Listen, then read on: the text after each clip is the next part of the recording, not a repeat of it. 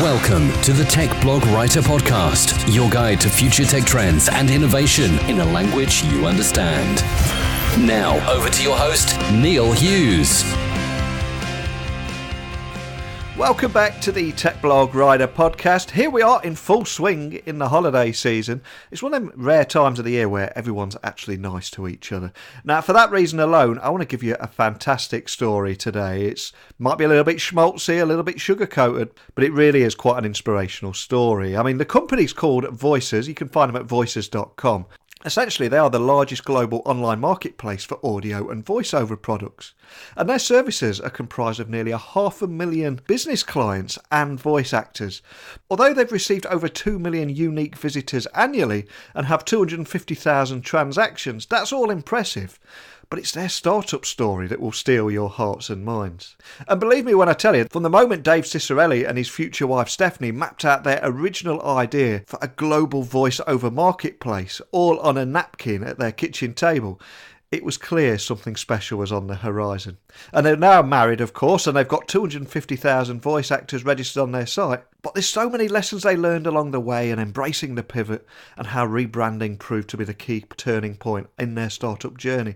But hey, I've revealed far too many spoilers already, so buckle up, hold on tight, because I want to beam your ears all the way to London. No, not London here in the UK. We're going much further than that. We're going all the way to London in Ontario, Canada, so we can learn all about the inspirational story of David Ciccarelli. So a massive warm welcome to the show. Can you tell the listeners a little about who you are and what you do? Yeah, sure, Neil. Thanks. It's David Ciccarelli. I'm the CEO and co-founder of Voices.com. Voices is an online marketplace I started with my wife a number of years ago. In essence, it's a platform where creative producers, mostly at ad agencies and video production companies, come to the site to search for, audition, and ultimately hire professional voice actors. You know, those people with great voices on radio and TV commercials, maybe narrating an audiobook, or even on a podcast just like this. Fantastic. I've been reading a lot about you guys recently, and my understanding immediately was Voices.com connects businesses with that professional voice talent and people from all over the world working at radio and television stations, advertising agencies, and also Fortune 500 companies all rely on your marketplace to search for, audition, and hire voice talent. But just for anybody listening to the show now and hearing about you guys for the very first time, can you just help set the scene by telling them how you help these businesses and maybe a couple of examples of who your typical customer is and how you help them? Yeah, well, when we first started the company, we were working with a lot of small local businesses. For instance, maybe they're a floral shop or a local pizza shop that had a phone system, and they just wanted to have a professional voice greeting on that phone system, maybe while customers were on hold, or perhaps they routed a caller to the appropriate department. And then we moved into radio and TV commercials, so those 30-second spots. More recently, though, a lot of entrepreneurs and internet software companies that are kind of just getting off the ground, might even be a Kickstarter campaign where they need a product demonstration video, and so that's a great way to kind of pitch your idea, maybe to investors or even to early adopters of your customers. We're looking just to have a kind of a synopsis of who you are and what you do. So there's video production companies out there that create these explainer videos, or you might even have those skills to do it yourself just through a screen share or something. Well, we provide the voice, that narrated talk track, if you will, that helps tell that brand message. But yeah, it's an amazing industry. Those are a few kind of some of the more recent examples. But we've done everything from GPS systems in cars to talking toys and elevators and in-flight instructions. If you've taken an airline recently, there's often those health and safety instructional videos that you watch. Those all need a voice. So, Neil, anytime you hear the human voice, truth be told, someone needs to go into a studio and read that script and really kind of bring it to life. And then the output is an MP3 file or a WAV file that gets used in those various applications. So that's the kind of work that we do. Now, I feel compelled to ask you where this journey began, because I read recently that I think it was yourself and your wife, Stephanie, actually began this, and you mapped out the original idea for a global voiceover marketplace, all on a napkin at your kitchen table. So can I take you back in time to where that began and just share that startup story? Oh yeah, absolutely. I love telling this story. I graduated from an audio engineering school where I was the nerd in behind the recording equipment, recording music, producing music, and I actually opened a small studio here in London, Canada. It's about an hour outside of Toronto, and I got my name in the newspaper on my birthday of all days. Well, unbeknownst to me, Stephanie, who at the time she was a classically trained singer, she would sing at weddings and funerals and other special events. And her mom read this newspaper article and suggested, "Hey, Stephanie, you should really go down to this fellow's studio and record your singing repertoire. Get a demo done of your singing, so that you could have that as marketing collateral to hand out to other prospective clients." So she came down, chaperoned, of course, by her mother, and we ended up hitting it off and did that demo of her singing voice. But coincidentally, other businesses contacted me, prompted by that same newspaper article, looking for a voice for their phone system. Somebody else was doing some commercials on radio, and they wanted a female voice. Well, Neil, I only knew one girl in the city at the time, and that was Stephanie. So I called her back down to the studio and said, "Do you think you can read this page of copy for me?" And I remember I telling her that we would split the money, and I'm pretty sure that that's the way that went down. But we were officially in business together, with her as the one vocal talent, myself as the engineer.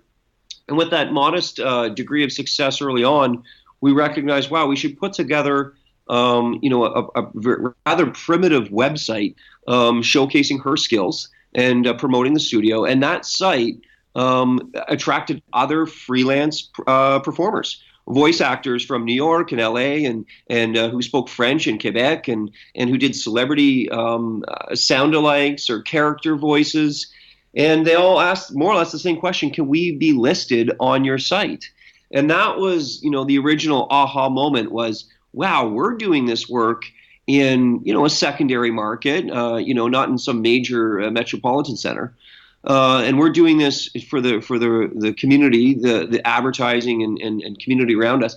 And there's these other talent that are obviously finding work in their geographic centers. What if we could, transform from this brochure-style website that we had and reinvent ourselves as this two-sided marketplace? I was a big fan of eBay at the time, how they connected buyers and sellers of physical product.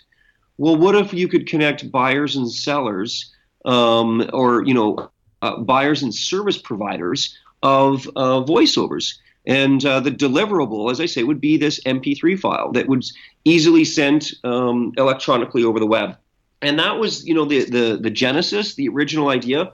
And we've actually stuck with that same idea over all these years, going on 12 years now since we first incorporated.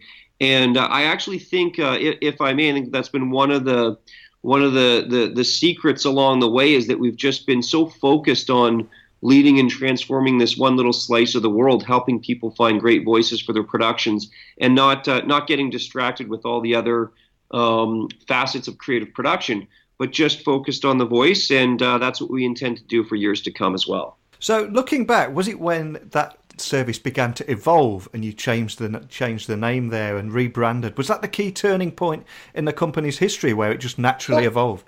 Yeah, I'd say so. We were originally interactivevoices.com, which is a bit of a mouthful in and of itself, and everyone had their own address. Yours would be neilhughes.interactivevoices.com, and we looked at this, kind of went on this quest for a name change. And I considered Vox.com and Voxy and Voxio and kind of hitting some brick walls on every one of those variations. Realized that, rather than a complete rebranding, maybe more of a name simplification was in order. So we did what many entrepreneurs do. You immediately type into the address bar, well, who owns Voices.com? And it happened to be a medical journal called Silencing the Critical Voices in Your Head. It has been written for the last, since 1998 it was registered, wasn't really being used. So we put in an offer and eventually negotiated that deal to acquire the domain name Voices.com. And you're absolutely right. That was certainly a turning point, because I think it symbolized that we've always been there, that we're a long-standing company, that we are a leader in the space, because and it just encapsulated that we do more than just kind of interactive or new media. We do all aspects of the voice that need to be recorded. So it really kind of captured the spirit of the company in a short, snappy, and memorable domain name, Voices.com. It's a great story. It's easy to see why you're enjoying such phenomenal success here in 2017. But if we look forward to 2018 now, I believe that you've just released Voices.com's 2018 Trends Report. And that report was completed by nearly 1,000 creative professionals, ad executives, filmmakers, producers and marketing professionals, etc. So can you tell me a little bit more about this report and also why you feel it's so important and the insights behind it? Well, we've been running these annual reports for the last number of years. I mean, even when we were, going back many now, trying to gather market research on this space, because it touches so many different vertical markets, from, as we've said, TV to podcast to video games to apps, that there wasn't some kind of unifying market research out there. So we've done industry research. But this is one of our favorites as well, is the Trends Report. We have I believe, unique position and visibility into the type of work that is getting produced from these creative professionals within the space. So a few highlights, if I may. That one of the things that we've noticed is that there's a huge, an increasing demand for localized voices. The headline would be, people want to hear from people that sound like them, the trustworthy friend, which I think is, analogous to when you go out for a pint, or you're meeting someone for coffee, or tea. You really want to, you want to hear and you trust someone who sounds like you, who you can relate to, that there's some type of emotional connection. And advertisers and marketers are now taking those attributes and trying to, when they make a decision of who they want to hire for a particular campaign, they're applying those same type of attributes. So we call that the authoritative expert, or the approachable expert, is kind of the persona that we've developed. But even going a layer deeper, that approachable expert, the person who sounds just like me, not me, but from the audience perspective, is even going deeper, you need a localized voice. So the approachable expert for a region within the UK needs to be from that region. If you're airing a commercial or producing a video for maybe technology enthusiasts, well, there is a kind of a certain sound. Or maybe for a fashion blog or a fashion podcast, that needs to have a certain sound as well too. And again, as I say, regionalized for, maybe if there's a certain geographic hubs as well too. And that would come out in the accents that are chosen. It's not just, an English voice, but there's often a very regional accent. So that's something really interesting we find. Marketers more than ever are also focused on the millennials and Gen Xers as kind of the target demographic. We had actually 78% of those respondents, so nearly kind of 4/5 of the respondents, said that they actually chose a voice actor who sounds the same age as their target demographic. So as you see, it's not just the person sounds like them; it's the same age, it's the same geographic region as well too. And more than anything, probably the strongest opinion that was out there was 92% of the respondents were trying to form an emotional connection. That was the most important when making a decision over who they would hire. Contrary to popular belief, it's not the budget or the turnaround time, can you get it to me today, or the lowest cost. People are investing a lot in these productions, and they're looking and they're aspiring to create an emotional connection outweighed all factors. So I thought that was an important takeaway, maybe for those people that might be considering some type of production in the future. Think about how can we get a voice that creates an emotional connection with your audience. I'm so glad you brought that up, because when it comes to any kind of voice solution, or in particular technology now, where we've got these virtual assistants such as Siri and Amazon Alexa, it seems that languages, or more importantly, regional accents, are often neglected. I mean, especially here in the UK, you only have to drive 20 miles and people can talk completely different. So do you think this increase in demand for more global sound is just going to carry on now? The world is becoming smaller and the international markets are bringing more collaboration together, aren't they? Yeah, it's this dichotomy between thinking global and then acting locally.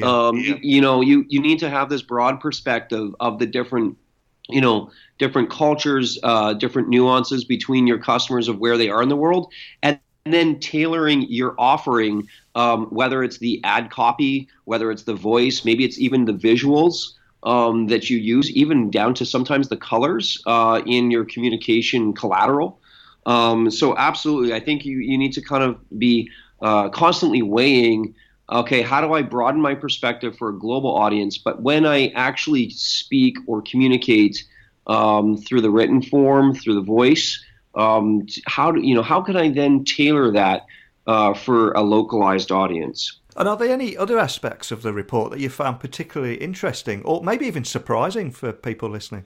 Yeah, well, one that was most surprising was, as you touched on, this kind of macro theme of technology-driven voices, be it Siri or Cortana or the Apple Home, Google Home.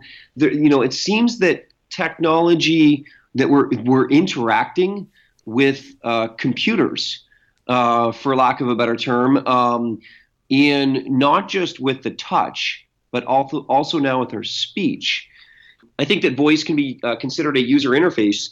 And now, do people like to talk to computers? Yeah, I think that we're becoming more comfortable with it, especially, I believe there was a third of Google's searches on mobile are done through people talking into to doing a voice-based query, which is a staggering number. But, our producers, just kind of mass adopt synthetic voices. Well, what the survey found was most surprising was that 93% agreed that the human voice is more powerful than a synthetic voice. I think we know when we're talking to a computer or a computer's talking to us, but there is this sense of what's often referred to in acting parlance of the suspending disbelief. If an actor is really performing well, you almost and a message is really speaking to you, making that emotional connection, you almost don't realize that it's an actor, that this is someone genuinely speaking to you, and only a person can do that to another and have that connection with another person.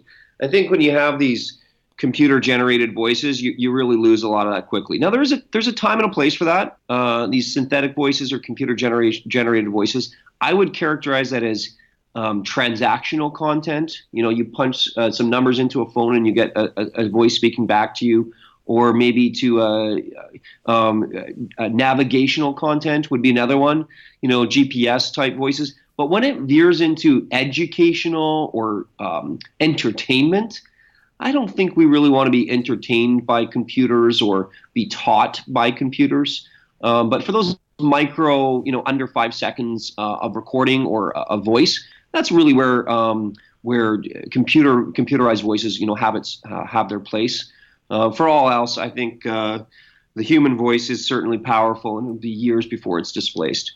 No, I really agree with you there. I mean, at a recent family gathering, I saw a couple of my nephews and they were actually Googling something on their smartphone, and straight away one of them went, "Why are you tapping into the keyboard? It's so much easier to use your voice." So if that becomes the norm and that becomes the expectation, people are going to want to use that everywhere, aren't they? Absolutely. So I think the dialogue goes two ways. Us as people, as humans, we need to communicate to the computer system and be comfortable with that. It's a societal shift, right? We need to be comfortable with that. And candidly, not every search could be a legal matter, a medical matter, financial issues.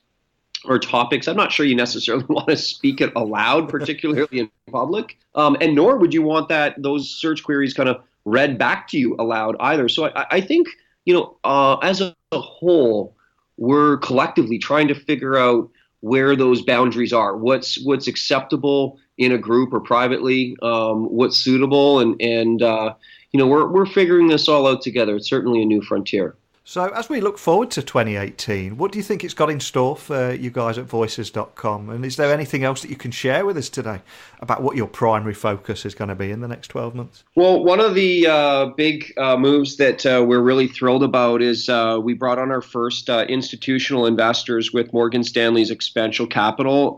They're based out of San Francisco, Silicon Valley. They recently made an $18 million investment into Voices.com in the last couple of months. And really, we're just starting to put that capital to work. And that means growing our team, building out our infrastructure, and reaching out to new customers through innovative advertising and marketing campaigns. So in a certain way, we're building off of the as I say, modest success that we've achieved to date, just to hopefully be bigger and better for in the next year in 2018. And how about Stephanie? Is she still a big part of the team now? Is she retired from the voiceover game? Oh yeah, no, we actually we're still in this together, of course, and I don't think anything will change ever on that front. We're partners in life, in business, and in marriage, and enthusiastic about the industry. I think we found, as I say, a unique kind of slice of the world that gets us excited to come into work every day and see our ideas come to fruition. And hopefully we can positively impact the world and how we hear those messages from other organizations as well. So before I let you go, can you remind the listeners of your website details and also contact details for any member of your team, just in case anyone's listening that wants to find out more about after listening to the report, and where they can download that report, of course, and just if they've got any questions. Yeah, of course. So the best place to go is to the website, voices.com. Just typed out just like it sounds. And on voices.com, in the there's a link under the company section. You can access all the most recent 2018 trends report, as well as some of those previous ones, including the market size and trends from previous years as well too.